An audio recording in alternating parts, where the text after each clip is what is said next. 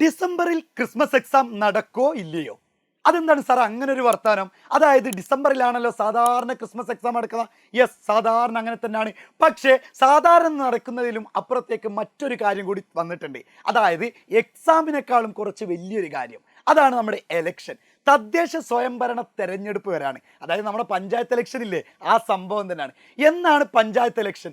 Panchayat election വരുന്നത് നമ്മുടെ time table എന്ന് സ്റ്റാർട്ട് ചെയ്യുന്നു പറഞ്ഞാൽ ഈ 8-ാം തീയതിയുടെയും 11-ാം തീയതിയുടെയും ഇടയിലാണ് നമ്മുടെ ടൈം ടേബിൾ. അത് ഏത് ക്ലാസ് ആവട്ടെ, +1 +2 ആവട്ടെ, മറ്റുള്ള ഹൈസ്കൂളുകളാവട്ടെ, UP ആവട്ടെ, എല്ലതും ആ സമയത്ത് നടന്ന് ഏകദേശം ഒരു 18-ാം തീയതി 19-ാം തീയതി ആകുമ്പോഴേക്കും എക്സാം കഴിഞ്ഞ് നമ്മുടെ ക്രിസ്മസ് സെലിബ്രേഷനൊക്കെ കഴിഞ്ഞ് ഒരു 10 ദിവസത്തെ വെക്കേഷനും കിട്ടും.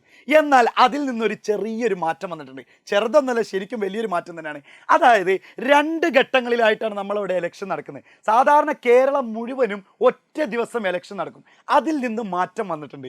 അതായത് ഡിസംബർ 9, 11 തീയതികളാണ് എലക്ഷൻ നടക്കുന്നത്. 9-ാം തീയതി ഒരു ഘട്ടം, അതായത് കുറച്ച് ജില്ലകളിലും 11-ാം തീയതി മറ്റു കുറച്ച് ജില്ലകളിലുമായിട്ട് നടക്കുന്നുണ്ട്. അപ്പോൾ ഇതിൻ്റെ സാധ്യതകൾ നമ്മൾ പറയാൻ കാരണം, അങ്ങനെയാണെങ്കിൽ സാർ 9-ാം തീയതി കഴിഞ്ഞാൽ ആ ജില്ലകളിലൊക്കെ നമ്മുടെ എക്സാം വെച്ചൂടെ? 11-ാം തീയതി ആണെങ്കിൽ ആ സമയത്ത് മാത്രം ലീവ് തന്നാൽ പോരെ? അങ്ങനെയല്ല.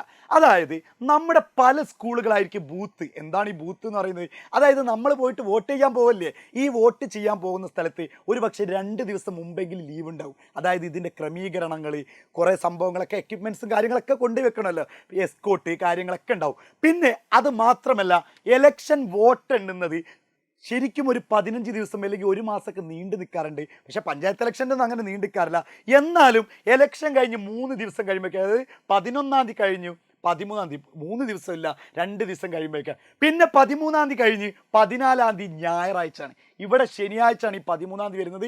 14-ാം തീയതി ഞായറാഴ്ച ആയതുകൊണ്ട് അന്നൊരിക്കലും എക്സാം വെക്കൽ നടക്കൂലല്ലോ, ഒരിക്കലും എക്സാം വെക്കൽ നടക്കില്ല. പിന്നെയുള്ളത് 15-ാം തീയതി. അങ്ങനെ നോക്കിക്കഴിഞ്ഞാൽ ഒരു ദിവസം 2 എക്സാം വെച്ച് നടക്കാനുള്ള സാധ്യതയാണ് കൂടുതൽ കാണുന്നത്. അതായത് 15, 16, 17 ഇങ്ങനെ പോകുന്നുണ്ടാവും. ആ സമയത്തൊക്കെ 2 എക്സാം വെച്ച് നടന്നാലേ ഹൈസ്കൂളിൻ്റെ ഒക്കെ തീരുള്ളൂ.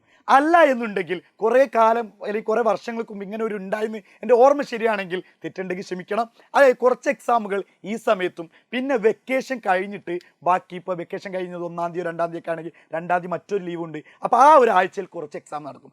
ഇങ്ങനെ നടക്കാനാണ് സാധ്യത. അപ്പോൾ എന്തായാലും ഈ ഒരു സമയത്ത് എക്സാം മാറ്റിവെച്ചേ തീരുള്ളൂ. എലക്ഷനാണ് പ്രയോറിറ്റി. എലക്ഷൻ നിർബന്ധമായിട്ടും ഈ സമയത്ത് തന്നെ നടക്കും. എലക്ഷനിൽ മാറ്റങ്ങളും കാര്യങ്ങളൊന്നും ഉണ്ടാവില്ല, നമ്മളിപ്പോൾ ടൈം ടേബിളൊക്കെ മാറ്റുന്ന പോലെ. അപ്പോൾ മക്കളെ, പഠിക്കാൻ വീണ്ടും സമയം കിട്ടി തന്നെ നമ്മൾ വിശ്വസിക്കാം. നന്നായിട്ട് പഠിക്കുക. ക്രിസ്മസ് എക്സാം അടിപൊളിയാക്കാം, സെറ്റാക്കാം.